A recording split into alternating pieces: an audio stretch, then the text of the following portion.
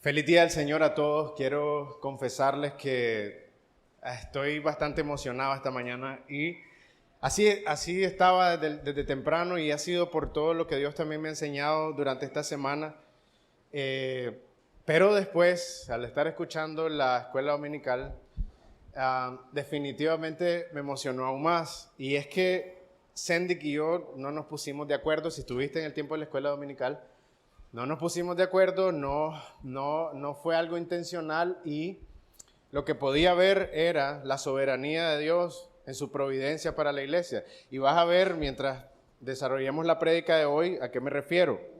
Es un tema que necesitamos tanto entender como iglesia. La razón que me emociona es en un buen sentido y espero que sea una emoción sana de mi corazón porque se dirige más a esperar lo que Dios puede hacer en nuestros corazones como iglesia. La razón que me emociona es porque yo he hablado con muchos de ustedes en diferentes ocasiones y he escuchado el sufrimiento, el dolor, el peso que cargan muchos de ustedes por simplemente no entender cosas como estas que vamos a escuchar hoy. Entonces, mi emoción se trata de lo que Dios puede hacer el día de hoy en nuestros corazones por medio de su palabra. Amén. Si tuviste la oportunidad de escuchar la prédica de la semana pasada, va a ser bastante útil para entender el texto de hoy. Si no pudiste escucharla, te animo a tomar un tiempo en la semana y luego poder hacer las conexiones entre lo que escuché el día de hoy y lo que enseñaba la predicación de la semana pasada. Pero voy a tratar de hacer un breve resumen, muy breve resumen. Lo que pasó la semana pasada fue que iniciamos el capítulo 12 del libro de Romanos. Y de aquí en adelante, básicamente hasta el versículo 15, se conoce como la parte práctica. Pero esto no significa que todo lo anterior haya sido simple información. Realmente lo que significa es que cada sección que hemos venido estudiando tiene el propósito de llevarnos a una aplicación en nuestra vida. Pero que toda la doctrina anterior debería llevarnos a culminar en ese culto racional del que escuchábamos la semana pasada. Debería de llevarnos a una entrega total en adoración a Dios.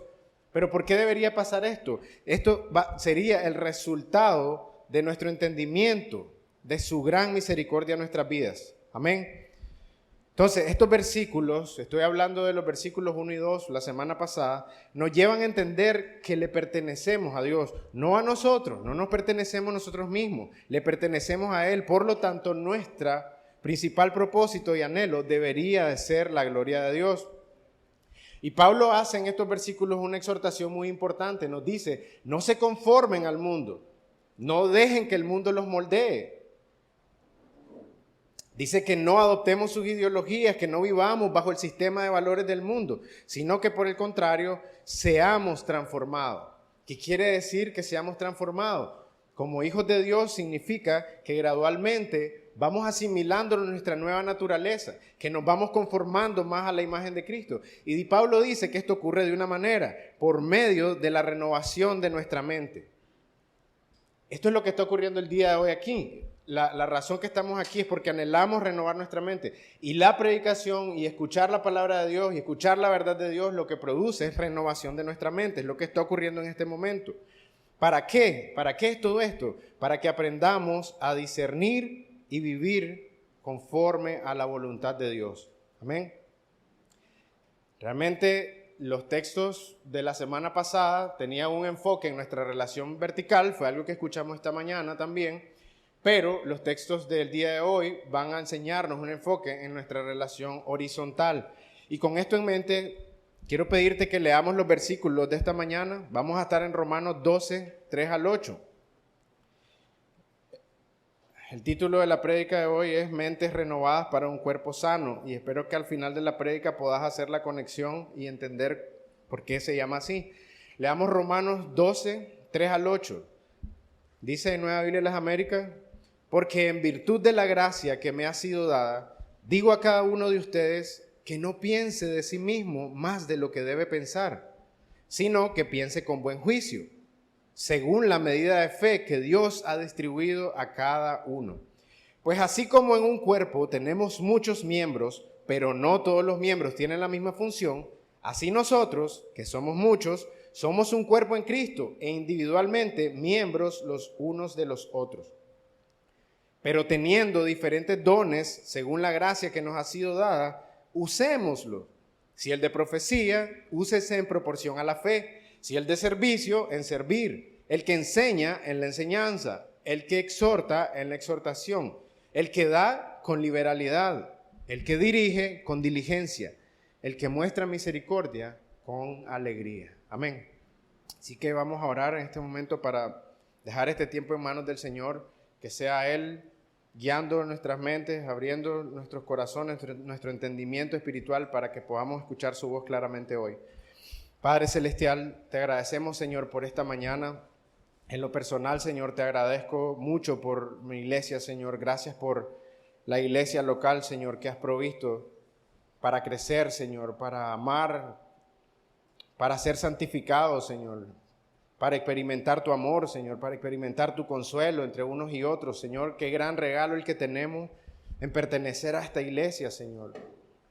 No en un sentido de jactancia de la iglesia Petra, Señor, pero el pueblo de Dios, tu pueblo, Señor, lo que tú has hecho en los corazones y cómo has transformado nuestras vidas, Señor, para que aprendamos a mostrar más y más a Cristo uno a otro. Pero, Señor, reconocemos y tenemos que reconocer esto con humildad, Señor, y con un arrepentimiento y con quebranto de corazón, Señor. Cuánto hemos fallado en esto tan importante, Señor, que es nuestra vida dentro de la iglesia, Señor. Nuestra vida dentro del cuerpo de Cristo. Cuánto hemos fallado, Señor. Te ruego que permitas que estos textos, Señor, renueven precisamente nuestra mente, Señor, y nos transformen, Señor, para que podamos entender tu voluntad y vivir conforme a ella. Así que por favor, diríjame, Señor, dirija mis palabras, bendiga este tiempo, Señor, que su Espíritu Santo toque los corazones para el arrepentimiento, Señor, pero para podernos volver, como los versículos anteriores hablaban, en una entrega total de todo nuestro ser para la gloria de su nombre. Encomendamos este tiempo en tus manos, Señor, en nombre de Cristo Jesús. Amén. Amén. Hermanos, un gran problema para nosotros es que estamos acostumbrados a hacer cosas sin entenderlas. Y ahorita les voy a explicar a qué me refiero. Somos muy rápidos para actuar a veces. Nos saltamos la teoría de las cosas. No nos gusta, la parte la consideramos muchas veces aburrida, nos gusta hacer. Tal vez no todos sean así, pero en general es algo casi natural del ser humano. Cuando decidimos actuar, nos saltamos la parte de la reflexión. Nos saltamos el esfuerzo del pensamiento por las cosas. Y esta semana, en mi casa, casi terminamos tirando a la basura un juguete. Tal vez estoy exagerando, yo creo que no lo íbamos a tirar, pero por lo menos lo íbamos a considerar como, esto ya no hicimos nada. Era un carrito de control remoto que recibió mi hijo de regalo, y si no funciona, pues no tenía mucha gracia. Pero lo que pasó fue que cuando lo recibió, yo, como de costumbre, agarré las baterías, las metí en el control, lo eché a andar y después de un rato dejó de funcionar. Parece absurdo ahorita, pero fue como una ceguera total lo que pasó. Yo le había puesto baterías al control. El aparato necesita carga también, pero no venía de una batería. Dejó de funcionar y yo asumí inmediatamente que salió malo. Y comenzamos a verlo como una tragedia todos en la casa y el niño también porque estaba triste porque no funcionaba. Yo había botado las instrucciones, por cierto. O sea, en cuanto hice eso, las tiré. Y de esto es lo que se trata, esto que me pasó esta semana. Después, cuando me di cuenta, el cargador estaba en un compartimiento escondido y el carro funcionó y volvió la alegría a la casa. Pero lo que quiero decir y lo que Dios me enseñaba, no sé si soy el único que le pasa esto, pero les confieso que yo lo he hecho muchas veces. Y le doy gracias a Dios por corregirme. Soy honesto y no me comprometo a estar leyendo instrucciones todo el tiempo. Creo que tengo que ser honesto y no creo que sea eso. Pero sí, lo que Dios me enseñó, de que muchas veces así de enseñables somos. O sea, nos cuesta tomar un manual de instrucciones porque lo que tenemos en el corazón es: no necesito que me digan cómo hacerlo. Yo puedo solo. Esa es la actitud que traemos muchas veces en cosas tan simples como leer un manual para armar un aparato que acabamos de comprar. Por eso terminan quedando las cosas mal armadas en la casa o las arruinamos por completo. No ha pasado. ¿Por qué? Esto tiene un nombre. y se llama orgullo. Es autosuficiencia. Es un sentido de autosuficiencia que albergamos en nuestro corazón aún en cosas que parecen ser triviales e insignificantes. El punto es, ¿qué pasa cuando traemos eso a la vida cristiana? ¿Qué pasa cuando esta manera de pensar domina nuestras acciones? Actuar sin pensar, actuar sin entender, actuar sin reflexionar, actuar simplemente sin entender por qué o cómo deberíamos hacer las cosas. ¿Qué pasa cuando traemos esa manera de pensar y actuar a la iglesia? Esta mañana escuchábamos cómo debería ser nuestro comportamiento entre unos a otros. La prédica ahora pretende enseñarnos por qué y cómo debemos llegar a actuar de esa manera. Y espero que Dios me permita a mí explicarlo, pero también a usted escuchar, no con este corazón que no quiere leer instrucciones, sino con un corazón enseñable. Entonces notemos cómo empieza Pablo estos versículos. La palabra con la que inicia el texto es ¿por qué? Sí, en otras versiones dice, digo pues, y esto nos dice algo, hay una conexión muy estrecha entre los versículos anteriores, la misma línea de pensamiento nos está diciendo que lo que está diciendo anterior va a traer un resultado, y dice, eso es la conexión que tienen los versículos 1 y 2 con lo que va a exponer a continuación. Lo que tenemos que entender es que la comprensión y aplicación correcta de los versículos 1 y 2 van a hacer posible la aplicación del versículo 3 en adelante. Esa es la parte que no deberías de saltarte. No podemos empezar a hablar de los deberes cristianos si no entendemos por qué deberíamos de hacerlo y cómo deberíamos de hacerlo. Este es el peligro, que si vemos estos deberes cristianos y queremos correr a realizarlos, muchas veces vamos a frustrarnos, muchas veces vamos a sentirnos estancados. Digo deberes cristianos porque si tienen una Nueva Biblia de las Américas, así es como titula este encabezado, nuestros deberes cristianos, y sí lo son maneras que así deberíamos de comportarnos, este tipo de cosas deberíamos practicar dentro de la iglesia. Entonces podemos ser rápidos a correr, a actuar, en lugar de entender por qué y cómo. Esto va a traer frustración, va a traer un sentimiento de estancamiento. Vamos a lastimarnos unos a otros en el proceso. Y definitivamente no vamos a estar dando la gloria a Dios. Entonces, miremos lo que dice Pablo. Porque en virtud de la gracia que me ha sido dada, digo a cada uno de ustedes que no piense de sí mismo más de lo que debe pensar. Y esta palabra pensar ya la hemos estudiado antes, específicamente en el capítulo 8 de Romanos. ¿Recuerdan cuando estábamos hablando de la mente que piensa en las cosas de la carne, la mente dominada por la carne, la mente dominada por el espíritu? Y esta palabra que mencionamos esa vez, que se llama froneo, implica una manera de pensar que domina y determina nuestra forma de actuar. Entonces, es importante que entendamos lo que esta palabra lo que implica esta palabra en esto. Tu manera de pensar demasiado alto de sí mismo, de ti mismo, va a influir en todas las áreas de tu vida, porque es un pensamiento que domina tu manera de actuar. Vas a traer ese pensamiento alto de vos mismo a cada área de tu vida y específicamente a la iglesia. Entonces la transformación de la mente inicia con lo que pensamos de Dios, ¿sí? Eso aprendíamos la semana pasada, pero también e inmediatamente con lo que pensamos de nosotros mismos. Si están familiarizados y algunos de ustedes han estado en el grupo pequeño para nuevos o han pasado por el proceso, recuerdan la gráfica que muchas veces hemos usado en la vida central en el Evangelio, el conocimiento que se amplía respecto al carácter y la santidad de Dios, pero en esa misma medida va creciendo el conocimiento de quiénes somos nosotros. Así se agranda la cruz en nuestras vidas, así toma más valor. Pero ese entendimiento, y es lo que acabo de decir, esa transformación de mente ocurre en ese proceso, entendiendo más quién es Dios, pero inmediatamente viendo qué pensamos nosotros de nosotros mismos. Entonces Pablo está exhortando a su audiencia a cuidarse de uno de los principales problemas del ser humano en general. Y digo del ser humano en general porque está en la naturaleza pecaminosa del hombre. Este orgullo, esta terquedad, esta necesidad de pensar muy alto de sí mismo está en la naturaleza del ser humano, en la naturaleza caída. Pero también es un peligro en la vida del creyente. Sí, aún que hemos nacido de nuevo, aún en nuestra nueva naturaleza, tendemos a pensar demasiado alto de nosotros mismos.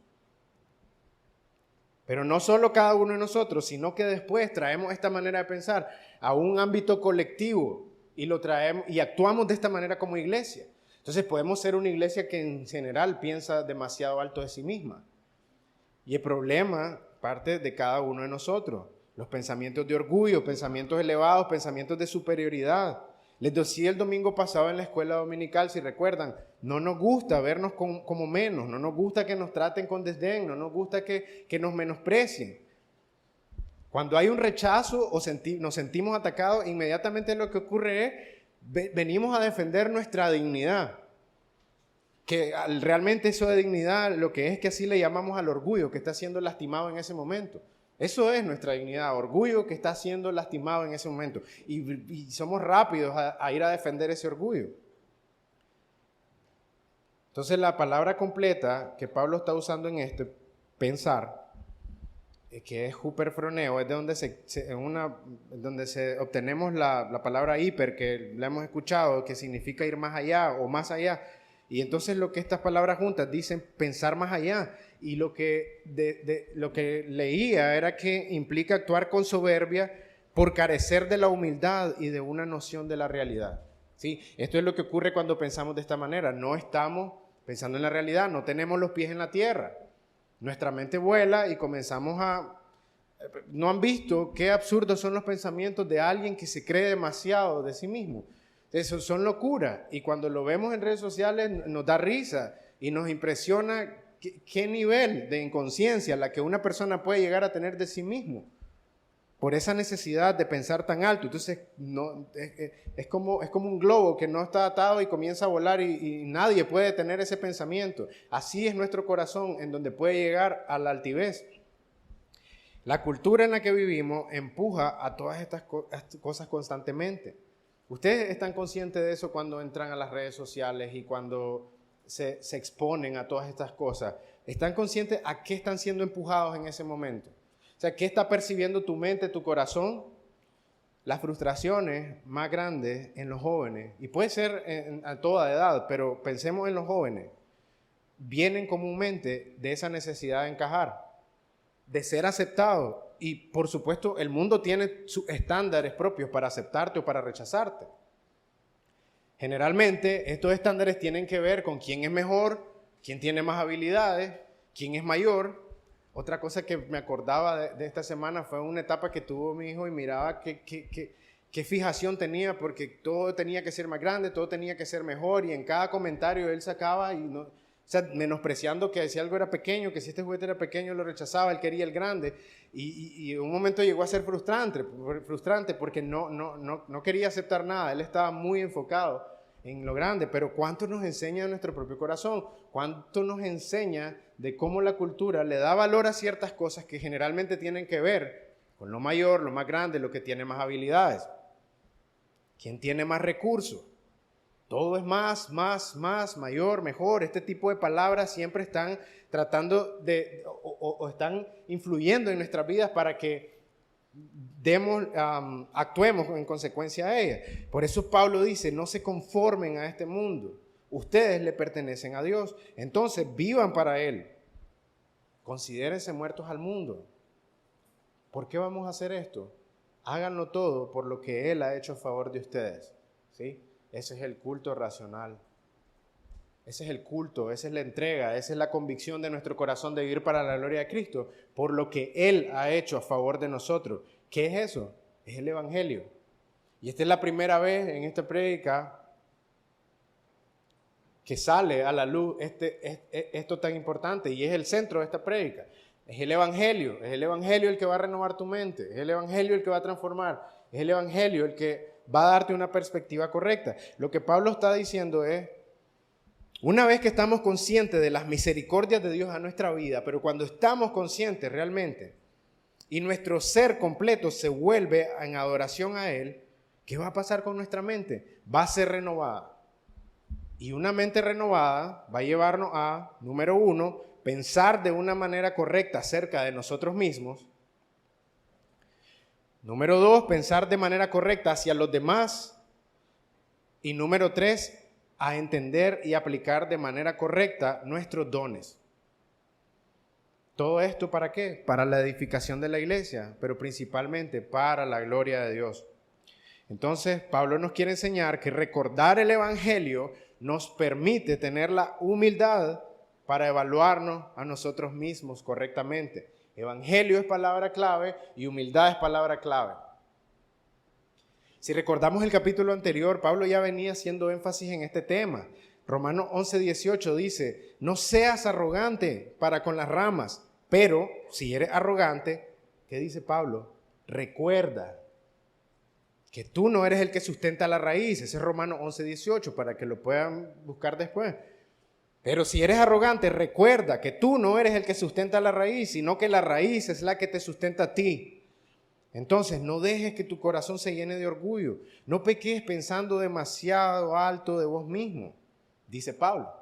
Pero si esos pensamientos están en tu mente, si llega eso a tu corazón, ¿qué es lo que debemos hacer? Dice, recuerda.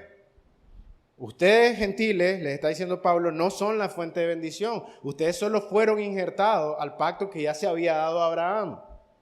Esa es una manera muy directa que Pablo está usando para poner en su lugar a aquellos que se están sintiendo, como nosotros decimos, la última Coca-Cola del desierto. O así como nos gusta sentirnos muchas veces. Así los está poniendo en su lugar. Pero les está diciendo, recordad quién era. Nos está dirigiendo al Evangelio, a las misericordias de Dios que hemos recibido. Hermanos, es el antídoto contra el orgullo y los pensamientos elevados. ¿Cuál? La humillación que produce en nosotros recordar la verdad del Evangelio, que nos dice lo vil, lo miserable, lo despreciable e inútil que era nuestra condición espiritual antes de que Cristo interviniera en nuestras vidas. No existe absolutamente ninguna obra que vos hayas aportado. Y eso es lo que debería de humillar nuestros corazones. No has hecho absolutamente nada. Como decía Jonathan Edwards, solamente el pecado que lo hizo necesario. Ese fue tu aporte a la salvación. Eso fue tu aporte. Ese pecado despreciable, vil, horrible, que nos encanta minimizar, pero que es aborrecible en realidad delante de Dios. Y espero que podamos ver ese pecado en nuestros corazones como iglesia, para entender con un peso real cuán aborrecible es cómo nos comportamos en la iglesia de Cristo. Romanos 11:20, Pablo decía, no seas altanero, sino teme. Romanos 11:25, no seas sabio en tu propia opinión. Hermano, no pensés demasiado de vos mismo. Y tal vez alguien puede decir fácilmente en su cabeza en este momento, bueno, ese no es mi problema.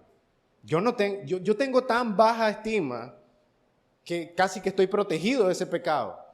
No tengo pensamientos altos de mí mismo nunca. De hecho, me considero una basura, me considero vil. Casi suena muy piadoso, ¿no? Pensando así. ¿Cómo puede haber jactancia en mí si no tengo una alta estima? Mi autoestima es tan baja. Quiero decirte esto, tu baja estima sigue siendo un concepto alto de vos mismo. ¿Sabes por qué tu baja estima sigue siendo un concepto muy alto de vos mismo? Porque lo que hace es rebajar el carácter, la soberanía y la voluntad de Dios en tu vida. Eso es lo que hace tu baja estima. Tu baja estima se trata de lo que no tenés, de lo que no has recibido, de lo que Dios no te ha dado, del afecto que no has recibido, de tus deseos que no han sido satisfechos. Tu baja estima te mantiene pensando tanto en vos mismo que no podés ver en absoluto las necesidades de los demás. Se trata de vos, de vos, de vos. Esa es tu baja estima. No tenés bajos pensamientos de vos mismo. Tenés demasiado altos pensamientos de vos mismo y muy bajos pensamientos de Dios. Y eso es orgullo, soberbia y arrogancia. Entonces no caigas en ese terrible pecado. Tanto la baja autoestima como la autocompasión solo son síntomas externos de un corazón extremadamente orgulloso, cuestionando la providencia de Dios en todo. Pablo dice, no piense de sí mismo más de lo que debe pensar, sino que, ¿qué debemos hacer entonces? Pensar con buen juicio, según la medida de fe que Dios ha distribuido a cada uno. Y es interesante que la palabra para buen juicio que usa aquí también se traduce como mente sobria. Y este término en griego dice que esta mente sobria es tener una mentalidad de seguridad, tener una perspectiva regulada por un verdadero equilibrio. Miren esto, qué interesante. Tener una mentalidad de seguridad. ¿Acaso esta necesidad de vernos mejor que los demás, vernos por encima de los demás, esa tendencia horrible de magnificar nuestras acciones y habilidades y rebajar o criticar las de otros, ¿acaso estas cosas no provienen muchas veces de nuestras inseguridades? Ustedes saben que generalmente las personas que más se burlan o más critican son las que siempre están pensando demasiado alto de sí mismos, ¿no? O sea, eso es lo que están haciendo, siempre se están burlando de algo, tratando de ver el defecto en la otra persona, para burlarse, para criticar, para juzgar, porque piensa demasiado alto de sí mismo. Pero lo curioso, lo irónico, es que tan alto piensa esta persona de sí mismo y solo es el resultado de más y más y más inseguridad. ¿Sabes por qué pasa eso? Porque vos mismo no puedes darte seguridad. Y aún con todos los pensamientos que querés alimentar para sentirte aceptado, amado, seguro, por cosas que este mundo dice, no lo vas a lograr. Quiero decirte esto con mucho amor. Solo Cristo puede darte seguridad. Solo el Evangelio puede darte seguridad. Solo el entendimiento del amor tan profundo que puso a Cristo en la cruz en tu lugar puede darte seguridad. No una seguridad temporal, una seguridad verdadera, firme y eterna. Entonces no sigas buscando seguridad en nada más que este mundo ofrece. No te conformes a este mundo. Así vas a dejar de pensar tan alto de vos mismo. Cuando Pablo dice, según la medida de fe que Dios ha distribuido a cada uno, no está hablando de fe para salvación.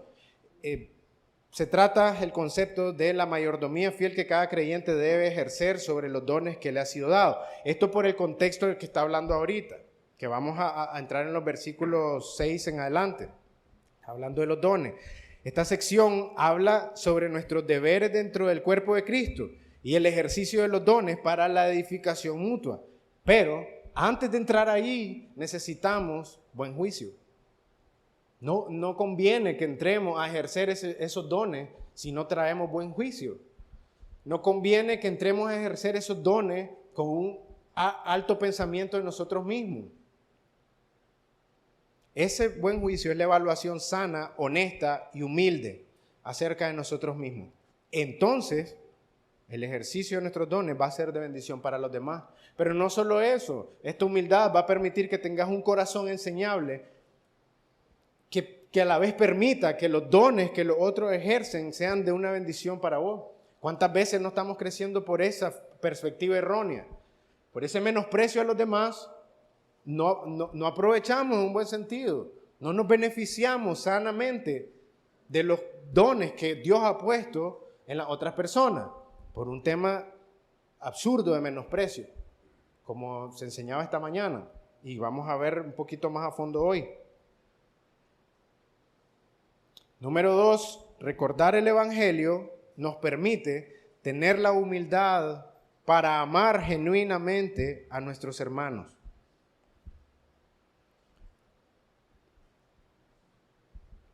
Pablo dice, pues así como en un cuerpo tenemos muchos miembros, pero no todos los miembros tienen la misma función, así nosotros que somos muchos, somos un cuerpo en Cristo e individualmente miembros los unos de los otros. Estos textos, desde el versículo 1, como iniciamos diciendo, tienen la misma línea de pensamiento. Le pertenecemos a Dios y somos llamados a vivir para la gloria de Dios. Y su iglesia juega un papel extremadamente importante en eso. Aunque muchos piensan que la iglesia no es tan necesaria, déjenme explicarles qué tan importante es la comunión de los santos. Pablo usa esta figura del cuerpo también en 1 Corintios 12, ¿recuerdan? Sí, todos hemos escuchado esta analogía que Pablo hace del cuerpo de Cristo, porque eso permite que hasta un niño pueda entender cómo funciona un cuerpo. Si es una enseñanza tan básica que un niño la puede entender, que un cuerpo no puede funcionar correctamente si uno de los miembros se resiste a seguir la dirección que la mente, que el cerebro en nuestro caso dirige para hacer una acción que va a beneficiar al cuerpo o que sea en armonía con todo lo que el cuerpo está haciendo. Si tenemos un miembro rebelde, un miembro contrario, un miembro que quiere ir en contra de la corriente, ese miembro no funciona dentro del cuerpo. Es así de simple. Solamente una de las aplicaciones de esta analogía del cuerpo. Pero solo es para ver cómo a veces nuestra terquedad, nuestra arrogancia, nos nubla la vista y no nos permite ver cómo funciona realmente el cuerpo de Cristo. Y eso lleva a personas a decir que no necesitan la iglesia.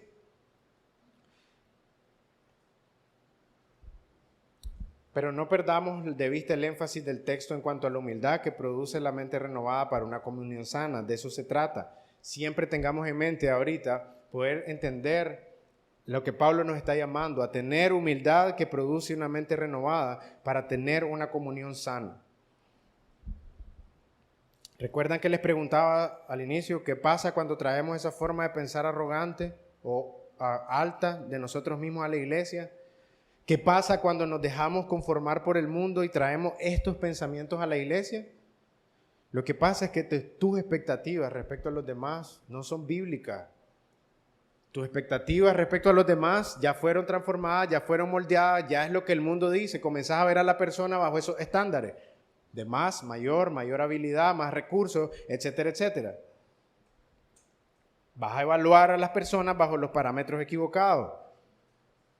Pablo nos da una enseñanza en 1 Tesalonicenses 5:14 y esa se citó la semana pasada. Creo que Pastor Hamilton la pasó de manera muy breve, pero ese texto es solo un ejemplo de cómo deberíamos de estar actuando nosotros. Dice Pablo, amonestando al indisciplinado, no criticando, no juzgando con enojo, dice amonestando, animando al desalentado, sosteniendo al débil, siendo paciente con todo. Te pregunto, ¿ha sido esta la manera en que has abordado a ese hermano difícil que decía Cindy en la mañana, esa persona que rápidamente decimos difícil, con un sentido de amor genuino, involucramiento, de ver cuál es la situación que esta persona está pasando?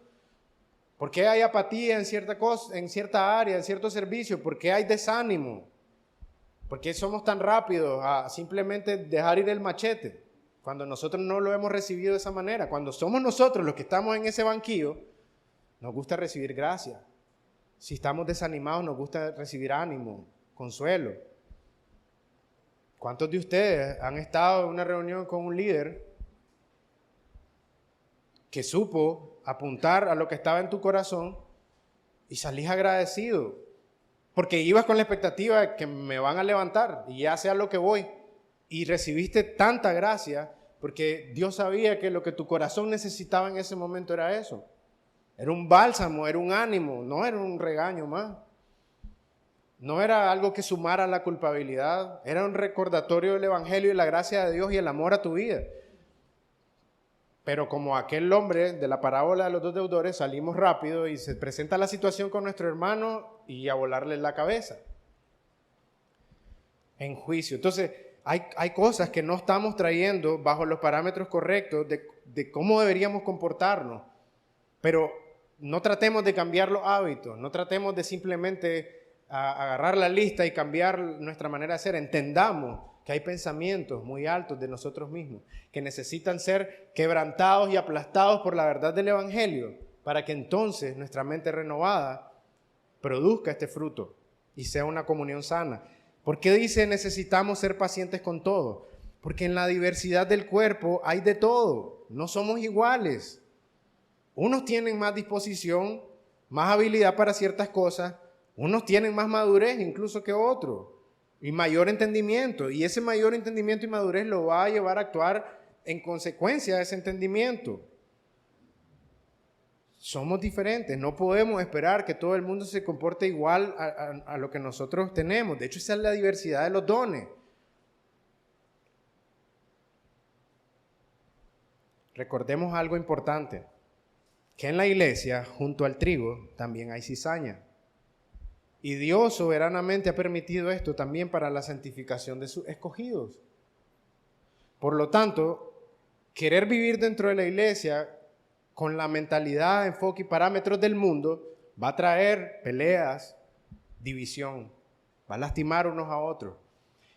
Y algo similar era lo que se estaba viendo en Corinto y por el cual Pablo dedica, que creo que son 12, 13, 14 por lo menos de los capítulos, a hablar de estos temas. donde sale la explicación del cuerpo de Cristo. Habla de la unidad, habla de la diversidad y de la madurez del cuerpo.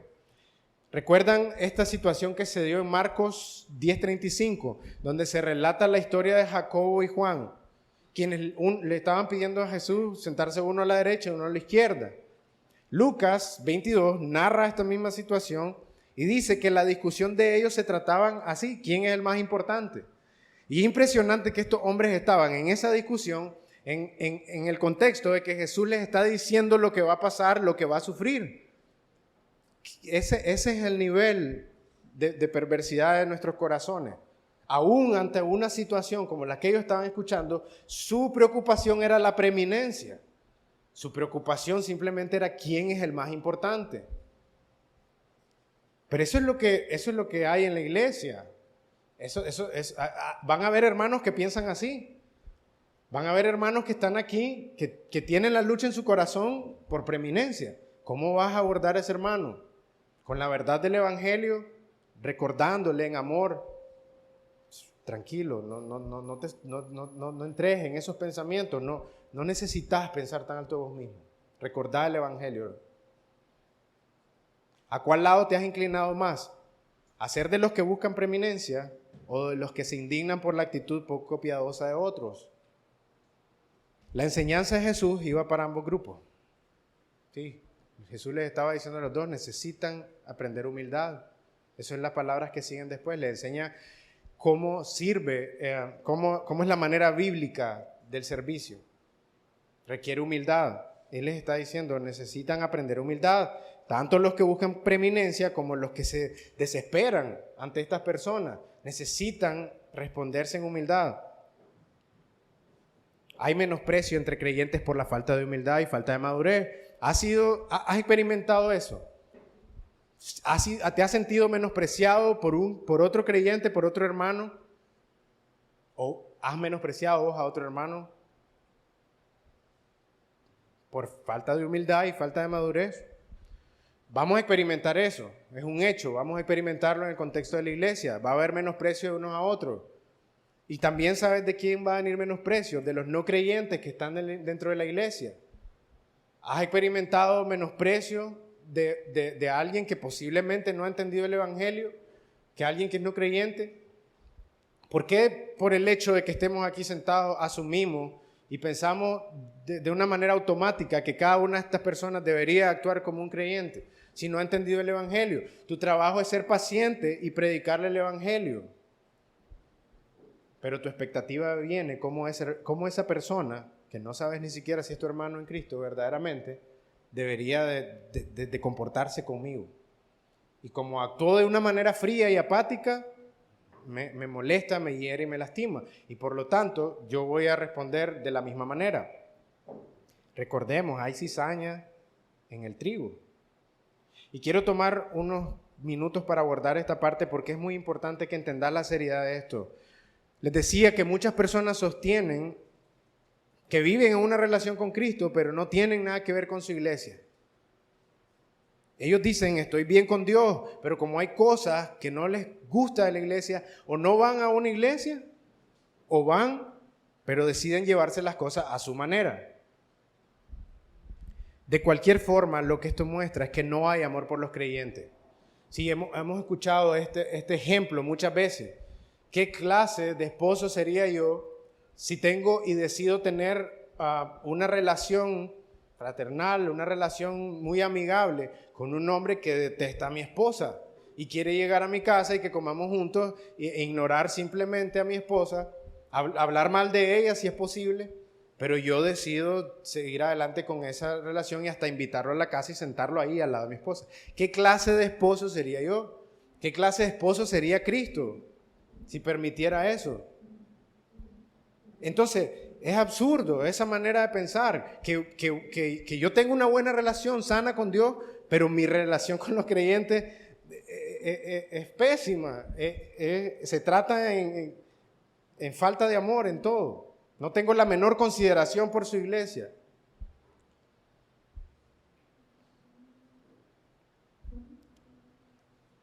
Estas personas andan entre nosotros pero como no han nacido de nuevo y no entienden el evangelio, simplemente no aman a los creyentes.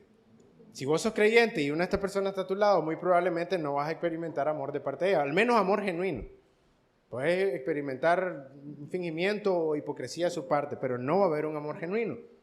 Porque la única manera de tener un amor genuino, nos lo dice 1 Juan 4:19, nosotros podemos amar porque Él nos amó primero. Si no entendés el amor de Cristo, no hay una manera, no existe una manera de que vos puedas amar a un creyente. Eso tiene que traernos las expectativas correctas de las personas que están a nuestro lado, de las personas que están entre nosotros y cómo nos comportamos, cuál es nuestra intolerancia o tolerancia, cuál es nuestra respuesta a la manera en que esa persona actúa. Necesita el evangelio, necesita una amonestación, necesita exhortación. Por supuesto, todas se basan en el evangelio. Pero lo que quiero decir es, necesita escuchar, ¿verdad?, de dónde está su condición espiritual y lo que muestran en los textos. La forma en que te relacionaste y te involucras y vivís dentro de la iglesia expone la realidad de tu corazón. Y con esto no quiero ser contradictorio en cuando hemos dicho que en la iglesia podemos ser una cosa, pero que la verdad de quiénes somos se muestra afuera o en nuestras casas.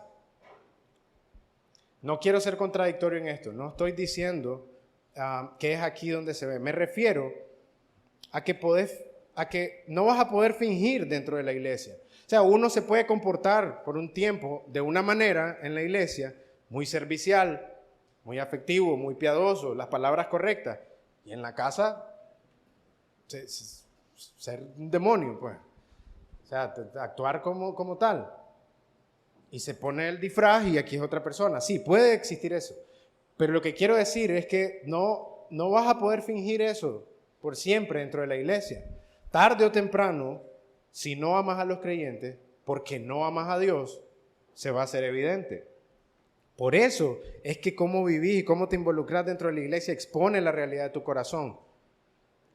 Si no estás de acuerdo conmigo, vamos a 1 Juan 4:20. Y dice este texto, si alguien dice, amo a Dios, pero odia a su hermano en Cristo, esa persona es mentirosa. Pues si no amamos a quienes podemos ver, ¿cómo vamos a amar a quien no podemos ver?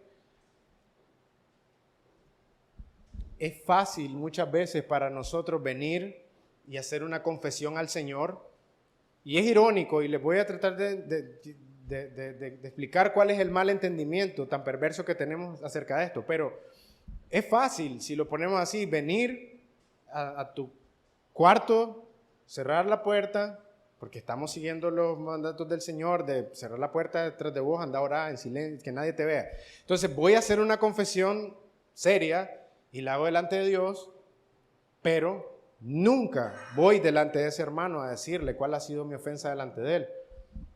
Nunca hago una confesión ante mi líder de grupo pequeño, porque yo ya me puse a cuentas con Dios. Porque yo ya le expliqué a Dios, ¿para qué tengo que ir donde un hombre? ¿Han escuchado esa frase muy común que dice, perdón solo a Dios? Y espero que nadie la diga aquí, pero hay muchas personas afuera que se agarran de eso y dicen, perdón solo se le pide a Dios. Y eso no es bíblico.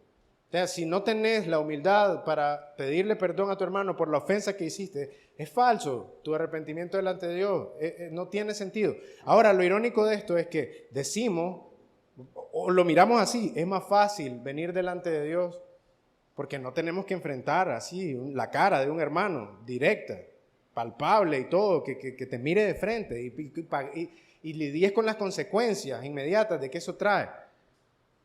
Pero qué distorsión más grande.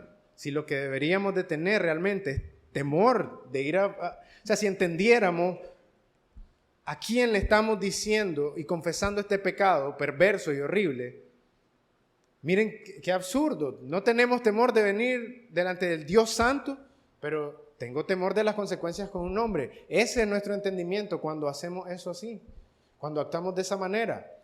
Al revés, completamente. ¿Cuál es el orden correcto? Podemos venir delante del Señor en una confesión genuina no minimizando lo que vamos a enfrentar en ese momento, sino entendiendo la misericordia de Dios, que podemos entrar al trono de gracia por los méritos de Cristo. Por eso podemos venir en arrepentimiento y confesar nuestros pecados delante del Señor. Pero una vez que entendimos que pudimos confesar este pecado vil y despreciable delante de un Dios santo, ¿qué importa hablarlo delante de una persona, de otro pecador? ¿Entienden la lógica? Debería ser así. Si he entendido que lo puedo hacer por los méritos de Cristo ante Dios, entonces ¿por qué debería darme temor el hombre? Pero lo hacemos al revés. Primera Juan 3:10 también nos da luz respecto a esta manera de actuar. Dice, por lo tanto podemos identificar quiénes son hijos de Dios y quiénes son hijos del diablo. Sí, es muy claro. Podemos identificar quiénes son. Todo el que no se conduce con rectitud y no ama a los creyentes no pertenece a Dios.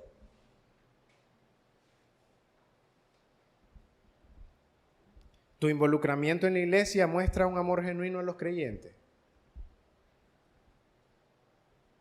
Así de simple. Tu involucramiento en la iglesia muestra que amás a los creyentes. Entonces viene nuestra mente experta en levantar defensa y alguien puede decir, pero yo no odio a mi hermano. No me agrada y prefiero estar con otro. Sendik lo dijo en la mañana, pues sí, me cae mal. A veces no llegamos ni a decir eso. Pero ahorita puede estar en tu mente, yo no odio a mi hermano. No me gusta mucho estar con él, pero no lo odio. ¿Sí? Vamos a poner la lupa en esta palabra, odio. Porque otra vez, que el mundo no te conforme. Y es muy diferente lo que el mundo te ha enseñado que lo que las escrituras nos enseñan. Entonces, simplemente con ver esta palabra podemos tener más claridad. Odio, la manera en que nosotros la entendemos es por su raíz en latín. Significa sentimiento de aversión, rechazo muy intenso e incontrolable hacia algo o alguien. Y yo puedo creer que sí, está bien, estamos de acuerdo. Yo no tenés esos pensamientos, no tenés un rechazo extremo, ni aversión, ni detestás, como lo decimos nosotros. Pero vean qué interesante, la palabra que dice Juan, odio en griego, dice amar a alguien menos, renunciar a alguien por otro. Eso es favoritismo. Ese es el odio del que está, eso es la raíz del odio bíblico. Ya no está tan fácil decir yo no odio a un hermano. ¿Has tenido favoritos? ¿Has preferido a alguien? Cuidado, porque lo que Juan está diciendo es que sos mentiroso entonces, porque decís que amás a Dios, pero mostrás favoritismo con uno. Esta palabra, para entender mejor, en algunas de sus versiones van a ver que dice aborrece, el que aborrece a su hermano. Y esta palabra también es la que Jesús dice cuando está enseñando, el que no aborrece a padre y madre, ¿se acuerdan? Por supuesto, Él no está diciendo el que no detesta y el que no tiene sentimientos de aversión y rechazo intenso contra su padre y su madre no es digno de mí. Ven, ¿qué palabra, lo que significa esta palabra? Jesús estaba tratando de enseñar algo, ¿no? Que era una cuestión de medida, de manera comparativa. Sí nos dice que nuestro amor debería de ser en mayor medida hacia Él, en comparación incluso a nuestro padre y a nuestra madre. Es una medida, pero no se nos permite hacer eso entre hermanos. Amar a alguien menos, renunciar a alguien por otro, favoritismo. La raíz del odio, específicamente en este contexto, parte del amor preferencial, del favoritismo y de descuidar una relación por otra. ¿Qué pensás entonces? Ahora, en el mundo, las personas se prefieren por afinidad, pero nuestra relación se debe dar por comunión. Eso precisamente, esa unión común que tenemos en Cristo Jesús. Es su sangre preciosa la que nos une y nos vincula. Amén.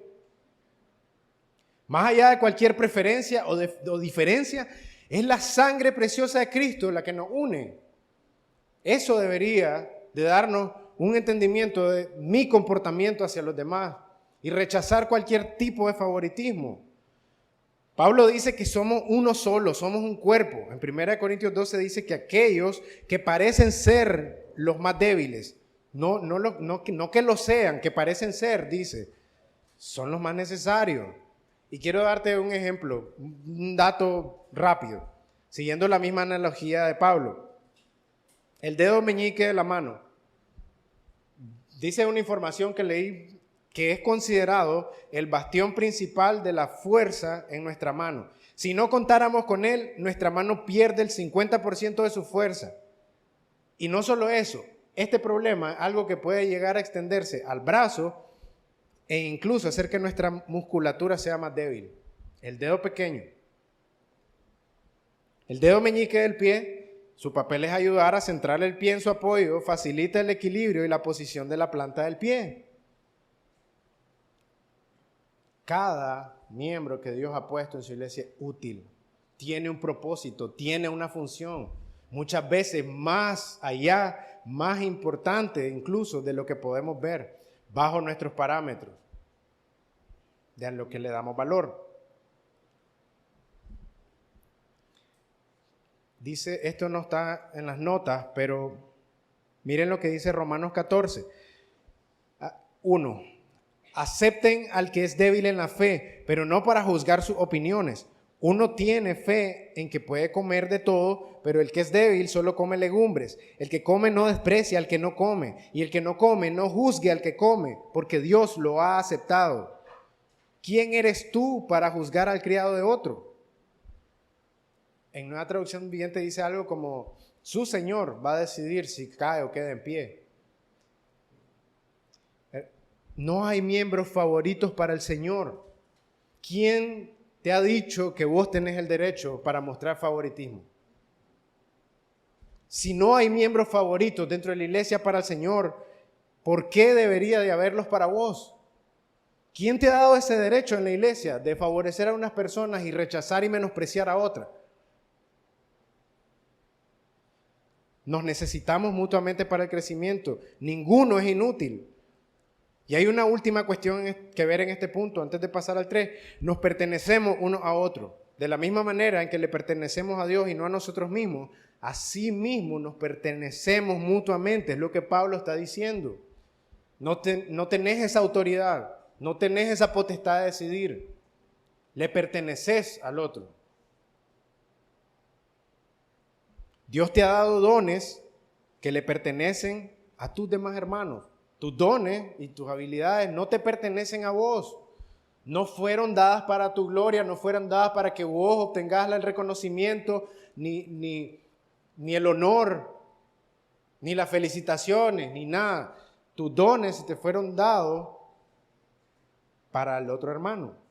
Ese es el orden correcto.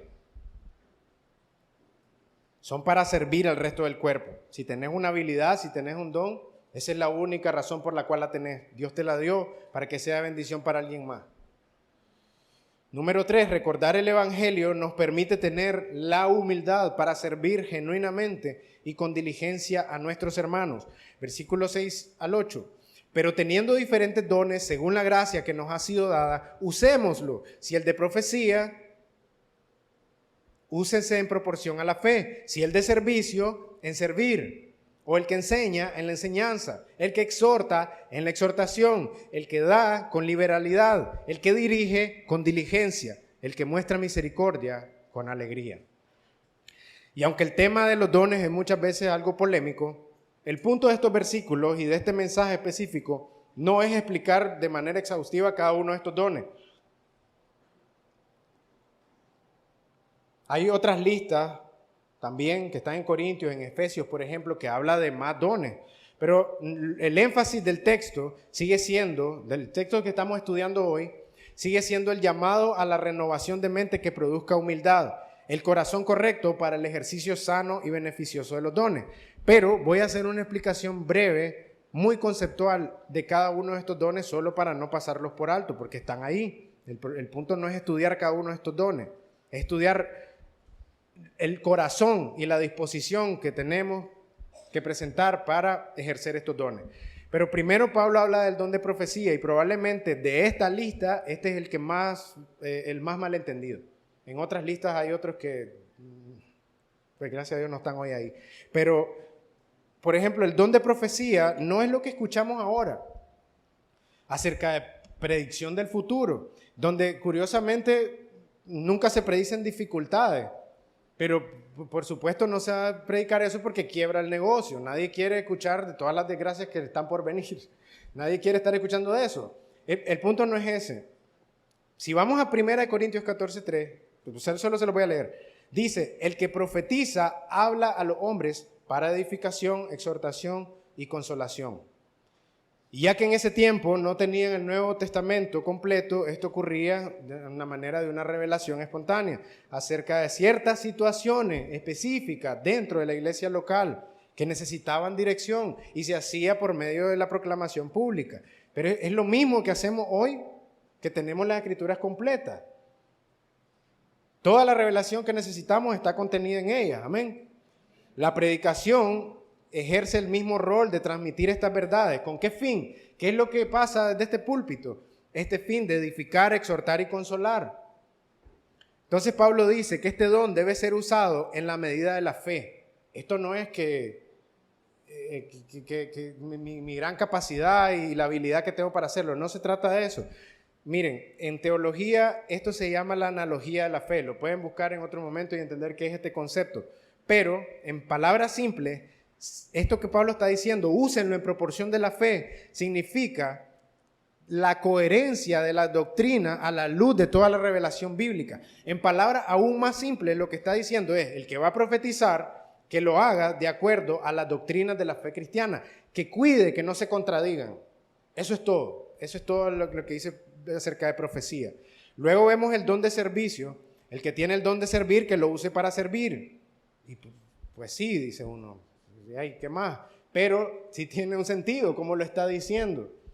No lo uses para nada más. Tenés el don de servir, no lo uses para esa palmada en la espalda, no lo uses para ser aplaudido, no lo uses para ser reconocido. Usalo para servir. Así de simple, pero no es tan simple cuando lo aplicamos.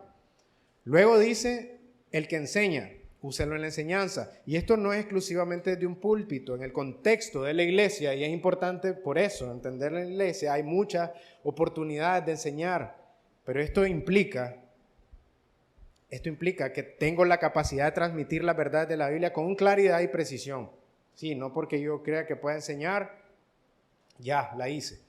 Después viene el don de exhortación.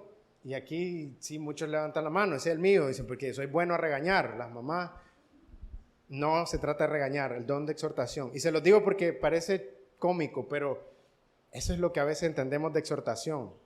Decimos la palabra exhortación e inmediatamente lo relacionamos con un llamado de atención, con un regaño, como algo negativo.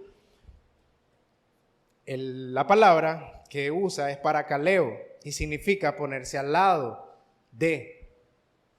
Básicamente es hacer un ruego mientras se tenga un contacto estrecho.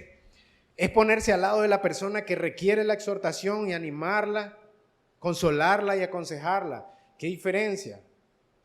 La exhortación, necesitas ponerte al lado de la persona con ese sentido de involucramiento. Necesitas amor genuino para exhortar a una persona. Por eso no todo el mundo puede venir tan fácil y tener este don. Aunque todos debemos de practicarlo bíblicamente, se da más para uno. Después, el de dar, y ese sí pasa lo contrario, nadie quiere tener ese don, es la capacidad de desprenderse y sacrificar uno mismo para proveer para una necesidad de alguien más. Y Pablo dice, háganlo con liberalidad. Esto es simplemente generosidad. Luego vienen los que dirigen, y esto es el que ha sido llamado a ser un líder. La palabra se usa solo en dos contextos, liderazgo en la iglesia y liderazgo en la familia. Y en ambos casos, si lo hacemos bajo el llamado bíblico, sabemos que es cansado. Si tenés el privilegio de servir como líder, es una labor ardua, es cansada. Fallamos mucho, pero no deja de ser cansada.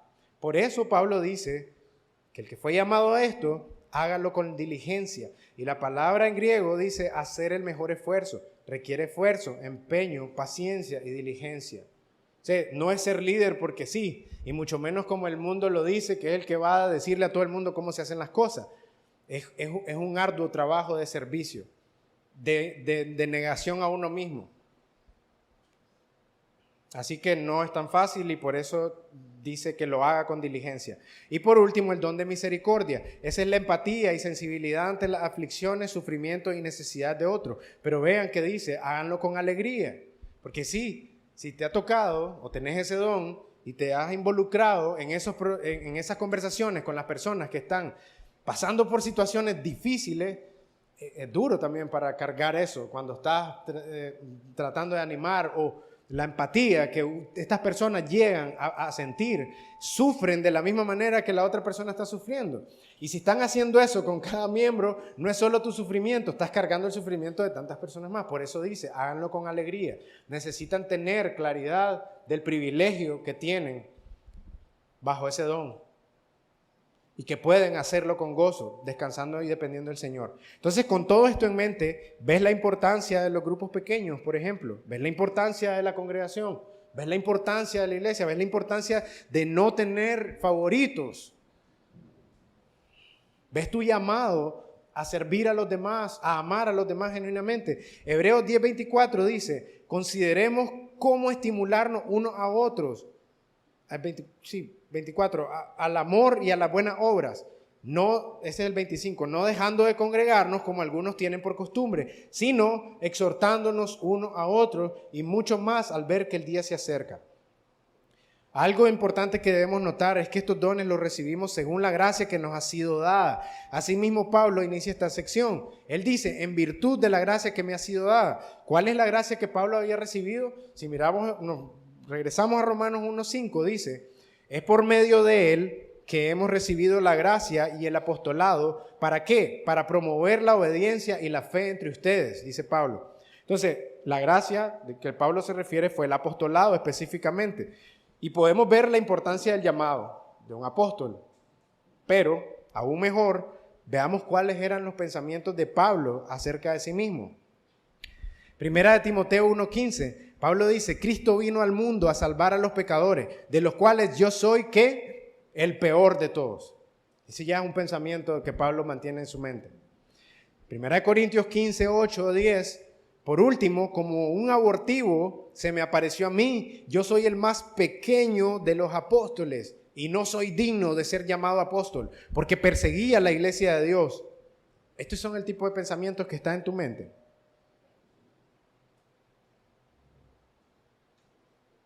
El último, menos digno, el más pequeño, miserable de mí. Es la exclamación desesperada que conocemos de Pablo al ver su condición espiritual. Entonces, otra vez, cuidado con la autocompasión detrás de estos pensamientos, porque parece que el hombre está siendo autocompasivo. Y podemos decir, sí, yo soy una miseria. Yo soy como Pablo, pienso así.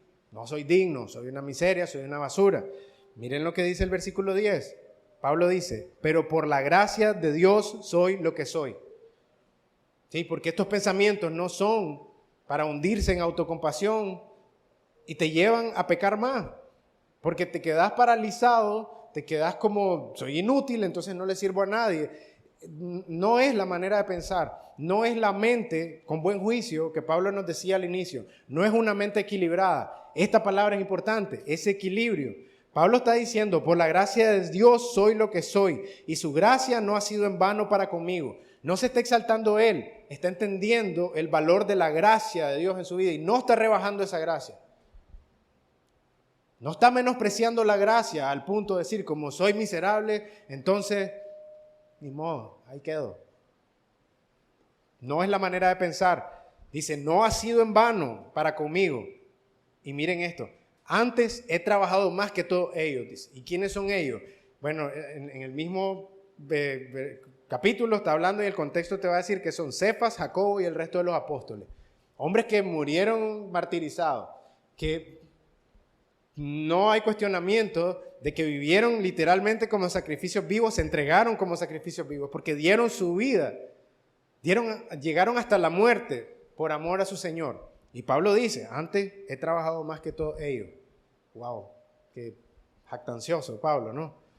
Pero miren lo que dice después. Pero no yo, sino la gracia de Dios conmigo. ¿Ven el equilibrio? De vivir y experimentar eso respecto a lo que Dios ha hecho en nuestras vidas. Te ha dado dones. Si sos su hijo, te ha dado dones. Y sos útil en la iglesia y Dios te ha puesto con un propósito. Esto te debe llevar a entender correctamente qué pensar de vos mismo y qué pensar de tu hermano, que también tiene dones, que no es menos que vos. Y que la gracia de Dios no ha sido en vano para con ese hermano tampoco. Entonces el hecho de que haya diligencia de tu parte en el uso de tus dones tampoco es razón para jactarte. Y Pablo lo expone ahí claramente. Es solo la gracia de Dios en tu vida. Si no hay lugar para la jactancia en el Evangelio, no hay lugar para la jactancia dentro del cuerpo de Cristo. Amén. No debería de haber lugar para la jactancia. Si has nacido de nuevo, Dios te ha dado dones. No solo uno, probablemente varios. Aunque algunos con más intensidad. Pero usalos para la gloria de Dios. Tengamos la humildad para reconocer que estos dones no nos fueron dados para nuestro propio beneficio, sino para el de otros. Y cuando todos entendamos esto, vamos a ser beneficiados, edificados y fortalecidos mutuamente para la gloria de Dios y la sanidad del cuerpo de Cristo. Amén. Como aplicación, renueva constantemente tu manera de pensar. ¿Cómo? Recordando el glorioso evangelio que muestra la gran misericordia de Dios a tu vida y con humildad ama y sirve a la iglesia de Cristo. Eso es la aplicación de este texto. Eso es lo que Pablo quiere que hagamos. Trabajar con diligencia en la renovación de nuestra mente por medio de las Escrituras, por medio de la verdad que nos hace libres de nosotros mismos, que recordemos y nos da este antídoto que mencioné, tan importante. Recordar el glorioso evangelio que muestra la gran misericordia de Dios a tu vida.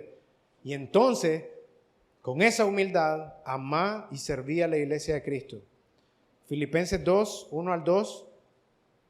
Estos son el tipo de detalles que les decía en la mañana con lo que Sandy hizo. No nos pusimos de acuerdo y estamos terminando casi en la misma línea del mismo versículo. Y gloria a Dios por eso.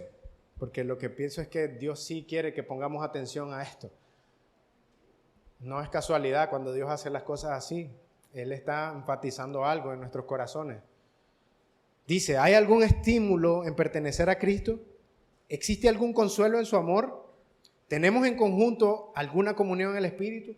Fíjense que esas tres primeras preguntas, ¿qué hacen? Que recordes el Evangelio. Que te lleven a recordar las bendiciones, las riquezas, las gracias, las misericordias que has recibido por el glorioso evangelio. ¿Hay algún estímulo en pertenecer a Cristo?